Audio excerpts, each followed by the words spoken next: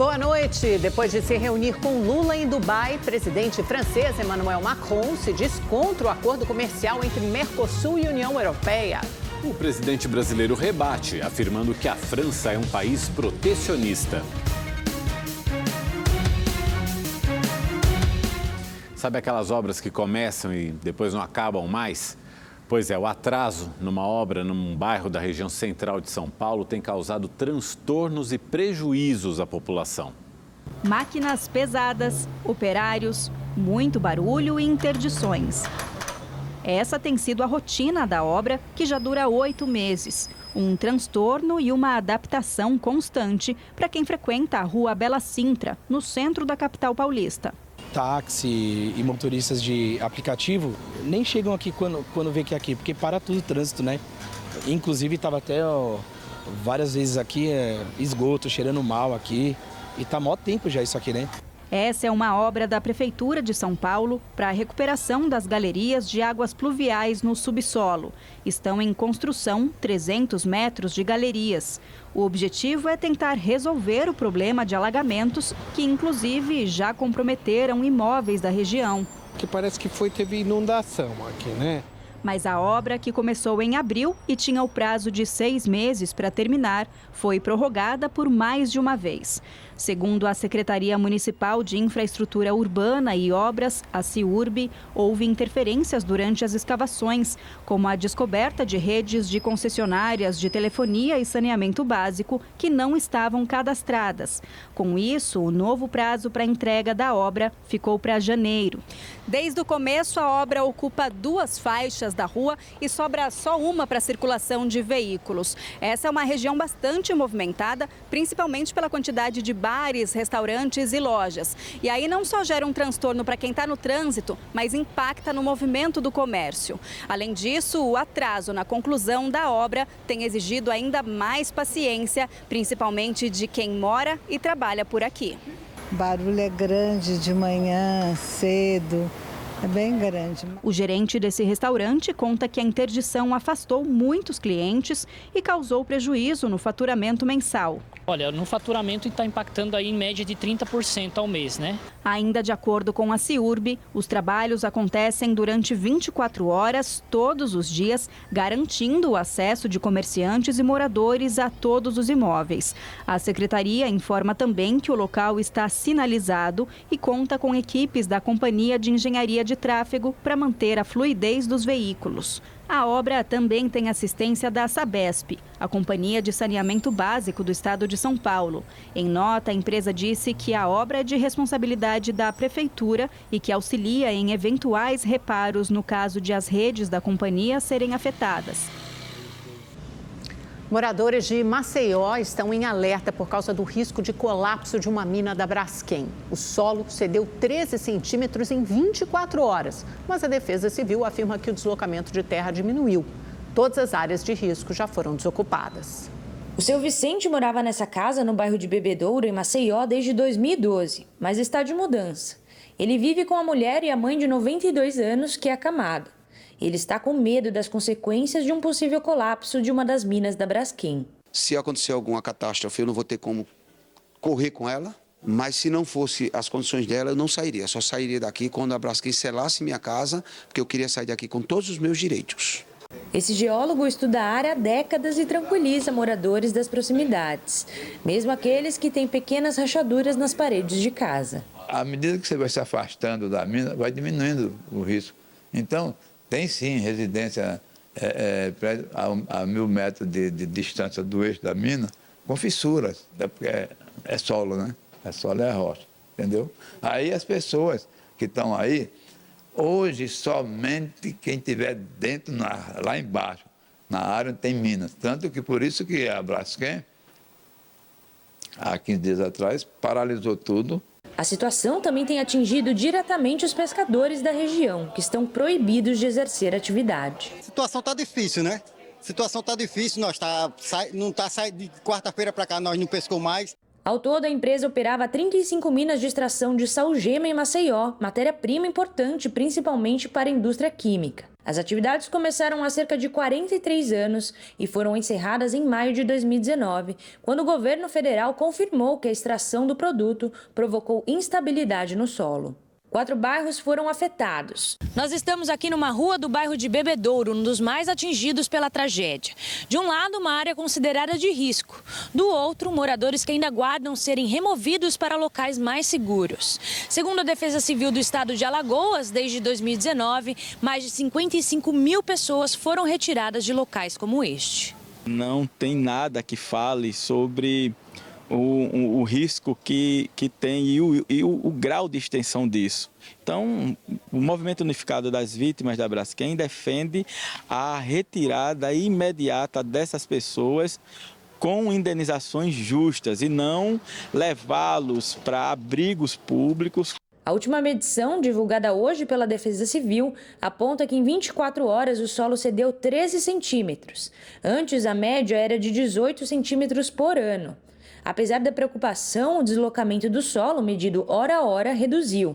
Existem 2 possibilidades: um desabamento repentino ou uma acomodação gradual do terreno. Mas seja qual for o cenário, a Defesa Civil do Estado afirma que o processo não terá grandes impactos para a população, já que as precauções vêm sendo adotadas desde 2019. Existe essa possibilidade de colapso da mina. Estamos avançando com todo o monitoramento, cada vez mais. A mina tem se movimentado, não parou de se movimentar, estava bem mais acelerada. Hoje diminuiu muito essa elevação, essa aceleração em direção à superfície. Então, tudo leva a crer, pelos estudos que estão sendo apresentados, que o impacto e o desastre será bem menor do que foi anunciado originalmente. A população mais próxima dessa mina está a quase 2 quilômetros, mais ou menos 2 quilômetros. Então, é um raio de segurança considerável. Em nota, a Braskem afirmou que monitora a região e que a área onde fica a mina 18 está desabitada desde abril de 2020. Já sobre compensação financeira e realocação das famílias afetadas, a empresa afirma que apresentou mais de 19 mil propostas de indenização e que quase 18.500 foram aceitas. Desse montante, 92,8% já foram pagas e, somadas a outros auxílios financeiros, chegam à casa de 3 bilhões e 800 milhões de reais. Um estudo divulgado pela ONU revelou que o aquecimento global pode fazer o mar avançar, inundando alguns municípios. O Rio de Janeiro e Santos, no litoral paulista, estão entre as cidades do mundo que podem ser afetadas. Invernos mais quentes e ondas de calor extremo. Tempestades intensas, ciclones. O aumento das temperaturas tem alterado o padrão do clima e a elevação do nível dos mares é uma das consequências das mudanças climáticas observadas em todo o mundo. Um estudo divulgado pela Organização das Nações Unidas revelou que até 2050, centenas de cidades costeiras altamente povoadas vão estar expostas a um risco maior de inundações e podem ficar de forma permanente abaixo do nível do mar. Entre elas, Santos, no litoral paulista, e Rio de Janeiro. O estudo indica que 5% da população que vive próxima ao mar deve ser afetada. Isso quer dizer que, aqui na cidade do Rio, por exemplo, que tem mais de 6 milhões de habitantes, cerca de 300 mil podem ser impactados com a elevação do nível do mar. De acordo com as projeções, até 2100, o mar deve tomar conta de terras ocupadas por 10% da população das áreas costeiras. No Rio de Janeiro, a elevação pode atingir 40 centímetros. Nós vamos poder ter, nessas faixas mais próximas da linha d'água, realmente moradias, sejam casas, prédios, que vão estar sendo inundadas. A gente vê o que acontece ali no Rio de Janeiro, na orla, quando tem as ressacas, né? Imagens que vieram recente, que mostraram no Leblon, a água chegando até os prédios. Isso vai ficar cada vez mais comum e estas áreas vai chegar uma hora que não vai mais ser a exceção o momento que a água entra, vai ser um espaço da água. Nos últimos 20 anos, a elevação do nível do mar fez aumentar a extensão das inundações pelo mundo. Isso resultou em 14 milhões a mais de pessoas vivendo em comunidades com chance anual de inundação. As projeções indicam que, se as emissões de poluentes continuarem no ritmo atual, esta probabilidade também valerá para áreas hoje povoadas por quase 73 milhões de pessoas. Este oceanógrafo alerta para a importância da preservação do meio ambiente. O nosso litoral, as praias principalmente, os manguezais, os cordões litorâneos, as restingas, elas são uma defesa natural que nós temos contra o aumento do nível do mar, contra o aumento das ondas de tempestades, ressacas, contra os eventos extremos. Então nós temos que preservar esses sedimentos, não podem ser retirados. A vegetação de restinga não pode ser retirada. As dunas não podem ser ocupadas. Em Dubai, para a COP28, o presidente Lula voltou a criticar a guerra entre Israel e Hamas. Ele disse que o que está acontecendo na faixa de Gaza é um genocídio. Lula cobrou dos países ricos responsabilidade sobre as mudanças climáticas e viu o acordo comercial entre Mercosul e União Europeia ficar mais distante. Lula tinha 3 minutos para discursar na reunião do G77, cúpula das Nações Unidas que conta com 134 países em desenvolvimento. Ao quebrar o protocolo, falou por quase 12 minutos e criticou as nações que estão em guerra.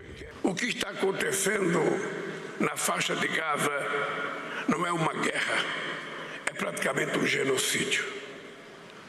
Porque só de crianças são mais de 6 mil crianças mortas, além de milhares de crianças desaparecidas. E eu penso que daqui do G77 era importante que a gente fizesse um chamamento àqueles que estão em guerra, que é hora de parar, é hora de conversar, é hora da sensatez tomar conta da alma humana. Lula voltou a afirmar que países ricos têm dívidas a pagar com países em desenvolvimento e pediu uma reforma do Banco Mundial e do FMI. No segundo dia da participação de Lula na COP28 em Dubai, o presidente se emocionou e passou a palavra para a ministra do Meio Ambiente, Marina Silva, para que ela discursasse em seu lugar no evento que reuniu pela primeira vez em uma COP países detentores de florestas. E eu não poderia utilizar a palavra sobre a floresta se eu tenho no meu governo uma pessoa da floresta. A Marina nasceu na floresta, se alfabetizou aos 16 anos.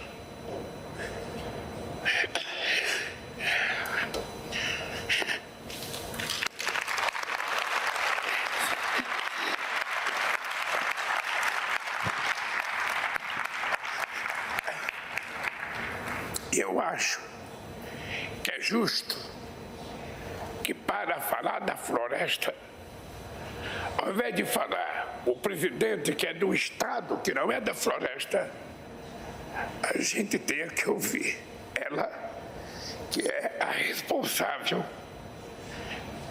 pelo sucesso da política de preservação ambiental que nós estamos fazendo no Brasil. A ministra destacou a queda nos índices de desmatamento no Brasil. Nós já conseguimos nos 10 primeiros meses do seu governo reduzir desmatamento que estava numa tendência de alta assustadora, reduzir desmatamento em 49,5%, evitando lançar na atmosfera 250 milhões de toneladas de CO2. Se não fossem as suas medidas, teríamos um aumento do desmatamento de 54% e não uma queda de 49%. Neste sábado, na COP28, Lula teve vários encontros bilaterais. Se reuniu com presidentes de Cuba, Miguel Díaz-Canel, da França, Emmanuel Macron, e com o presidente da União Africana, Moussa Faki. Depois do encontro com o presidente Lula, Macron disse que a França é contra o acordo de livre comércio Mercosul-União Europeia. O presidente francês chamou o acordo de antiquado e mal costurado, além de considerar que a versão atual é contraditória com as políticas e ambições do Brasil. Lula rebateu dizendo que o país de Macron é protecionista.